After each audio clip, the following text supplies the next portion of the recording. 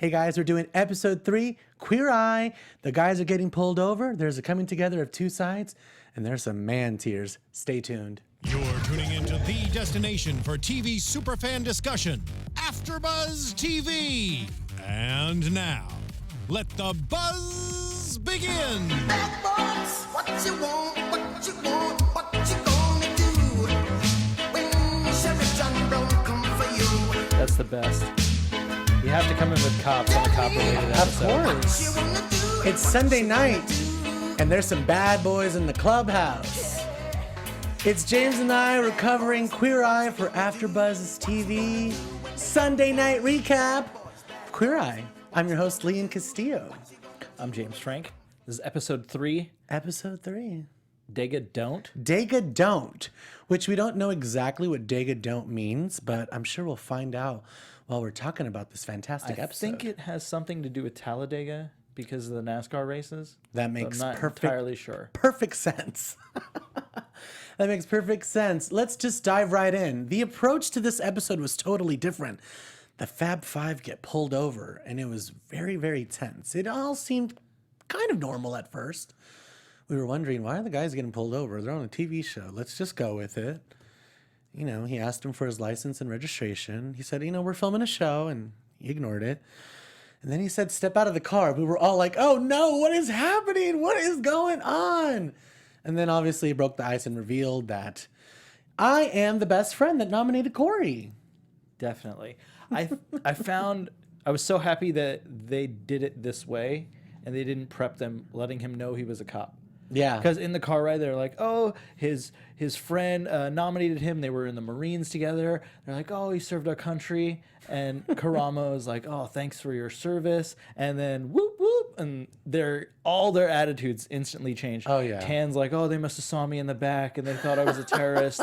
And then Bobby was riding past her and he's like, this is why I should drive. Everyone had something to say about it. Yeah, everyone had something to say, and it was super awkward until he's like, yeah, I nominated Corey. And all their vibes changed again. And then they're, I can't think of his name with the long hair. Jonathan. My is favorite. like, oh my God, everyone's favorite. Oh my God, you look so cute when you pull your glasses up and look at your cute little face. And they all fell in love. They all did. It was a great approach, I think, surprise-wise, to just shake it up a little bit. I think Karamo just felt a little uncomfortable, but we didn't feel that until later when he revealed it in the episode. But there was, if you look back, he's just kind of quiet throughout the whole thing. He's going with it, he's being cooperative, but he is just a little bit frightened, which, it happens. I get pulled when I get pulled over, I'm scared, I've only been pulled over once, but Karamo gives him a big shove hug, like, damn it! And then, oh yeah, but in any other situation, yeah, very bro-esque, yeah, definitely, which is really, really nice to see because the boys can be boys, and yeah, they make Corey feel comfortable right away, and they let them know that this is what's gonna go down, and. What a fantastic family. We get to meet the family and the wife and the kids. And we find out that all of his stuff is in the man cave in the basement. And there's really a merging of a sense. Like, the guys come in and they sense that there's a separation there. So the guys get to work immediately. Well, I don't know if that was the case or they saw how much work they would have to do down there. And production was like, we don't have a budget for this. There's that was no a way really big man cave. We could drywall all these walls and cover up the ceiling. And he just had things trash bagged off with like tarp. He had everything down there. I feel like it was not just the man cave, but it was like the hoarder room / the room that when you combine lives, all the things that don't make sense, like you throw in an extra room. Yeah. All the old stuff of the kids. I have that right now. It's a mix of my garage and my closet downstairs. That exactly. It was definitely I could totally relate to him on so many levels. Yeah, it was definitely a smart decision to go, you know what? We're gonna take this and move it upstairs. Yeah. So and the things they chose to move upstairs that we'll get to, the deer head and the flag, which is when someone in the service passes away, they give you that flag that's wrapped in that kind of box and all that stuff. Cluttered downstairs, it looked like a mess. Yeah. But presented on the wall, that we'll see at the end, it really makes sense and it ties everything together. Absolutely. I definitely think that sort of stuff should be showcased in the house. It's, out of respect, and you want to show that your family, was a part of history, and, that they served our country. So that was nice to see. We'll see that stuff towards the end. But yeah, as we talked about, the approach was totally different to this episode, obviously, because there's a lot of stuff going on in our country right now. So when the boys took this car ride together, Karamo and Corey, it was definitely different. We got to meet the family, and they needed to drive back together. So they made it happen, Karamo and Corey. And it all started off pretty surface. But the thing about this sort of sensitive subject is both sides just need to be heard. So I feel like once both sides got to feel and voice how they felt, there was an understanding and there was a lot of respect there. And it was beautiful to watch. I love the different perspectives on things, and how Corey could give him a story about it not being okay for having police act this way, and he doesn't agree with it, but he gets lumped in the same category and stereotype, just like Karamo has felt stereotypes his whole life, being black, being gay, and all the things he deals with. And when they finally find common ground and they're starting to like really open up, and he's like, yeah, man, I listened to Wu-Tang Clan and Bone Thugs and Harmony, and Karamo's like, we would have been hanging out in high school. Exactly. That's the beautiful part. And in the little confessional or whatever you would call it, where they cut back and they talk to Karamo, he said something that I really liked, which was stay open, and you got to be open-minded and learn from each other. And that's definitely what I took away from this whole car ride, and definitely this episode for sure. Absolutely. Learning something from someone that you feel you have nothing in common with, but when you actually do get together and you talk, you realize we're all the same, and we actually would have been friends. So that was awesome to watch. And there was a couple times where Karamo voiced through the episode, well, I don't know about this guy. Like, you guys, like, I really do not feel this vibing. And he voiced it in the car. He actually said to his face, like, I was not about you, And, just like James said, Karamo felt lumped in, and he didn't like the way that everything was going. It was the exact same way for Corey. Corey was like, whoa, like, I don't want to be lumped in with the bad cops either, Like, I'm a good guy. Do you think I want to physically cause harm on someone? Like, that's crazy. I would never want to do that to somebody. And Karamo was like, well, you know what? My child doesn't want to drive because they're scared that they're going to get shot by a police officer. So I feel like both guys were just getting to that level where they were just like, look, this is what's going on. The guy's like, well, this is what's happening as well.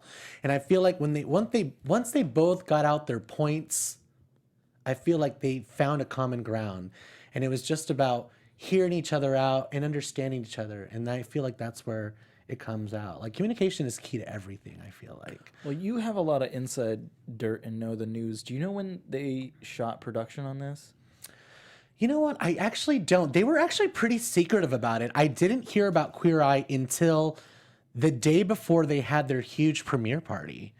I had heard in the works that they were doing a revival of this cast, but I did not actually know about the guys, and I didn't get to meet them until the reveal, so I really don't know. It just shows how long this issue has been an issue. Oh, absolutely. And has kind of wanted to be talked about, but not really addressed. And for a show like this to like that car ride is something that they could cut up and put in an Instagram video or a YouTube video or something to just spread around. Like title it "Cop and Gay Black Man Ride from Atlanta" or something, just to get people to click on it and view it and see the difference in a conversation from when they got in the car to when they got out of the car at the end. Because it's not a perfect conversation. No. We're not promoting this as like... at first. Exactly. It's not like we're saying, wow, this conversation is the kind of conversation that needs to happen everywhere. Like, it's the perfect example. Like, no, they were both flustered. They were both stressed, and they both felt like they weren't being heard. So once they both felt like they were heard, they came to an understanding. Sometimes it's just about being heard. Like, don't you ever feel better once you vent? You're upset about something and you just go up to someone and you're just like, this is going wrong and I'm just really pissed off about this and I just feel overwhelmed and I'm sensitive and then someone looked at me bad and now I'm just really and once you get it all out, you're like, do you feel better now that you got all that out? So I feel like the guys, especially with Karamo, this was fresh in the day. They had just been pulled over that morning. And even though it was a joke, to a gay black man, this is a very sensitive subject to everybody, actually. But obviously, Karamo was more visibly shaken by it. So it was nice to see this ending at the end where there was an understanding. It wasn't a perfect conversation. I have a question. We had Bree in the booth on the ones and twos, and Bree's father is a police officer. Is he still a police officer, Bree? No, he's retired. He's now. retired. Can you share, did he have situations where he came home with stories like this of a really stressful day and vented like you were saying, but to you or your sister or your mom? I mean, he really wouldn't talk to me or my sisters too much when we were younger about things because I think he wanted to kind of shelter us a little bit from the world. And when I was older, he definitely would have certain stories. Not so much of this aspect because I think he got out of the police system before this kind of blew up into the way it has. And I don't know if he physically witnessed anything to that extent of like what we were seeing now. Not that it wasn't happening, but I don't know if he has witnessed it or not. But he definitely, I think, felt and feels now that kind of thing of like, now everything I've done that's good is just kind of thrown out because now that this is all happening and this is coming to the light, I'm just kind of labeled as he's getting a bad lumped guy. in that percentage, that 10%, I think he said, Yeah. that Corey was talking about. I get lumped in this 10% with everyone else. Well, thank you, Bree. Thank for you, your Bree. insight. Yes. Well, with that, we want to move on to this podcast that we want to recommend. We want to have fun and learn and grow in all areas of your life. We recommend Conversations with Maria Menounos. Podcast edition.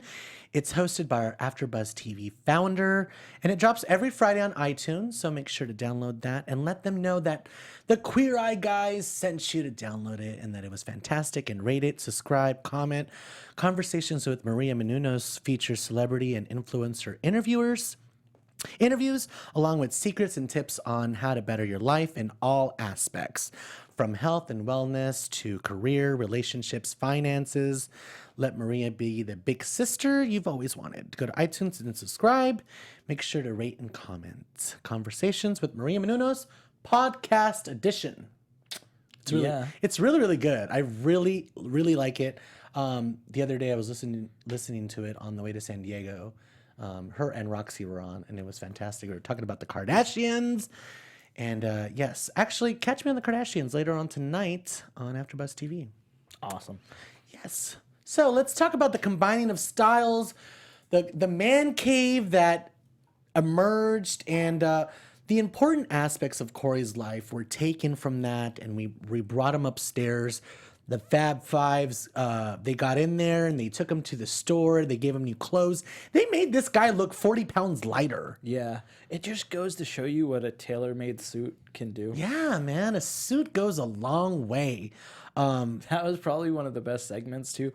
There's this giant wall of pocket squares. And Karamo's like, see this tie? You like this tie? Go match a pocket he square to was this so tie. happy. He killed it. I would have never picked that one. He I was would like, have, you know what? I see this wanna- little speck of yellow right Yeah. there? See this giant yellow and white polka dotted handkerchief? I'm going to tuck that in. And he was so proud of that decision, and the guys were so supportive, and they made sure to really, really made him feel like, you did the right decision picking that yellow. So he was really proud of that. He shared that with his wife, which was beautiful. They got him some casual clothes as well. Yeah, it was nice to see that. What did Antoni? Antoni taught him how to make the grapefruit avocado salad. That salad is so simple, but looks delicious. Really? I was on the complete opposite of that. Really? Like, how do you eat this thing? Like, what? Avocado and grapefruit? I mean, okay, I'm a citrus person, and I'm an avocado person. So I'm not a grapefruit person, Yeah, I'm not big on grapefruit. but I feel like the combination of two with the combination of the spices and everything. Whatever sauce he drizzled. When he plated it, it looked beautiful. Yeah, it looked fantastic. I love these guys. I really do. I think it's great that, and Antoni is so handsome. Oh, he's great. We'll talk about his Hanes campaign in our news and gossip section later, but which he looks fantastic. Maybe Bree can pull up a photo. Oh, we talked about that last week. Oh, we did? Oh, we did. Did you guys pull up his photo? Oh, we did. Never mind, Bray. Oh, he's so great. But no, I love these guys, and they all each bring something beautiful to watch. They really didn't need to do that much with this hair, but they gave him a nice little trim. And Well, they needed to shave that mustache. they didn't Get rid of that cop mustache. And his mom was so happy about it. Oh, his mom was definitely very, very happy about that. And they said something that when he said it, it totally clicked, that mothers don't like to see their children in any other way than when they were born. Jonathan said that, right? Yeah, as he's shaving off the mustache. Like, let's get rid of this. Oh, it's so bad. Jonathan just brings such a great energy. And I love when he was outside and he's like, oh, this Georgia heat, honey. Yeah. He's just great. They all bring such like a nice flavor to the show. They each have their own thing, which is great. So it was great to see them combine the styles and bring it up. The wife and kids were so happy. I feel like it was not just an episode for him, but it was an episode for the women of the family, because he has women in his life. Yeah. The girls are running his life. I would say every episode is for all those involved, because it's not like you're just making over this one person. Making over this one person affects everyone else. Absolutely. But definitely more so Corey with his wife and 2 daughters. And you could even see it affect his mom when they all come up and everyone's crying. Everybody and was they crying. I was crying too. I was crying. The shadow box they made with like the grandfather's pictures and all the this stuff, quilts. and that was the best. The quilt was the best with the note and everything, and that by far. Personal touch. Of course, I think it was Bobby who The wrote details. the note. It's all about the It details. is really all about the details. It was really, really beautiful to watch. So we're going to move on to our segment. Where do we gay from here? James, why don't you start it off? So where do we gay from here is basically what our takeaway was from the episode, like the moral or the lesson for us personally. For me, it was definitely being open and open-minded and learning from one another, and just seeing how Karamo's like, I'm the black guy, so I was always stereotyped because I'm the black guy, and I'm the gay guy, so I got that too. And Corey's like, yeah, well, I'm like the fat Southern cop, and I get the stereotype also. Yeah. So they could all relate to being put in boxes that they don't belong in, you know? And that was definitely my takeaway from this episode. Learn from one another and be open. Yeah, I like that. Mine was the fact that these boys, they accepted Corey for who he was. I mean, there was Trump, Pence, Make America Great hats everywhere. Yeah, Karamo coming out with a He put it on. Make America Great Again hat. I mean, like, I think I'm the only black person that wore this. I don't think I Maybe could put that Omarosa on. and somebody else that I didn't know who they were that they mentioned. Right? Yeah. I don't think I could have put the hat on. But what I was going to say is I like that even though all of this was going on, it was just about the people. You know what I mean? Because it doesn't define who you are. Voting, who you voted for shouldn't be who you are, and it shouldn't define you. And I know that everything's gotten a little fuzzy, and we've all become a little tense when it comes to this sort of subject, and even a little bit judgmental. I'm talking about myself. But it was nice to see that the boys went in there, they did their jobs, and they kept it surface. They kept it about the family, they kept it about the girls, but they weren't trying to really dive in there and be like, well, now that we're here, you're going to throw this away, right? You know, they weren't asking questions like, well, you know, now that you're here, is it going to click, or like, does anything change your views? Like, it's not about that. It's about coming into the lives of these guys and these families and making a difference, you know? So it doesn't really have to do with all of that noise, I'll call it. It just has to do with changing the lives of these people, like James said. And making the difference with this one person, Corey, and how it affected him changes his point of view, that he might go affect somebody else to make them change their point of view. Exactly. And that situation is just pay it forward and carry it on. Because now his daughters are thinking like, oh man, like those guys really helped our family and our dad and made our relationship even better. So. And they're going to take away not just that, but all aspects. Like the girls are going to learn. We've had gay people in our house. Like these people are our friends. So when they hear, I mean, they're in the South. So if they hear anything that's, you know, that's less than flattering, the girls could be, you know, we are well-rounded. We have had friends of all walks of life. Hearing you say that makes me wonder what his mother was. I said that really weird. What his mother was thinking this entire time, being a mother, a Southern mother from the South, raise your boy, and now here come 5 guys on a Queer Eye show that are gonna. It's teach called him. Queer Eye. Yeah, like how do you? I think it changed everybody. You know, I mean, definitely changed his partner and his whole. His whole crew of NASCAR friends when they all came to watch it together, all dressed up. That was really so funny. great to watch. And those guys, and they sat him next to Karamo too. They're like, no, you sit right there. Production and you know what? made that Those happen. guys, I want to hang out with those guys. They seem like cool guys. Shotgun and beers by the end. Yeah, man. Let's shotgun some beers. So let's move on to our news and gossip section for Queer Eye. Buzz TV News. Season 2 has gone into production. The boys are officially filming. There's been Instagram stories and tweets, and the boys are slowly teasing us that Season 2 will be coming out soon. They are filming it as we speak, and it is fantastic. Are they still in Atlanta area? I think they have been spotted in the southern region again. It's good for budget, and it's good for these storylines. Yeah, it really gives you a whole different perspective. I mean, there's so much reality TV based in LA. Why not? Well, I mean, a guy in LA is not really going to need to be made over much than, like, you know, a guy in... You hear that? Exactly. But also, Jonathan, JVN, is officially the spokesperson for Birdie Beauty. I saw it on Instagram today, and he did the 5 things that you must have. And also, Bree has some news for us as well. Bree? Yeah, guys, I pulled up on Jonathan's Instagram that he posted a photo, which I'll pull up right here for visual. But this is basically, he has lost 70 pounds in 3 months. Oh, Whoops, wow. sorry. Yes, body positivity, as he would say, come through. He said that he had gained 70 pounds in 3 months before when his stepfather passed away. Yes, I saw this. And he didn't like how he looked or felt, and so it was important for him to look back and tell that man from 5 years ago that he was lovely and gorge, and I can celebrate where I am now as long as I send love to the me's along the way. Transformation Tuesday. Oh, I love it, Henny. JVN, come through. Body positivity, we love it. And you look gorgeous in both photos, baby.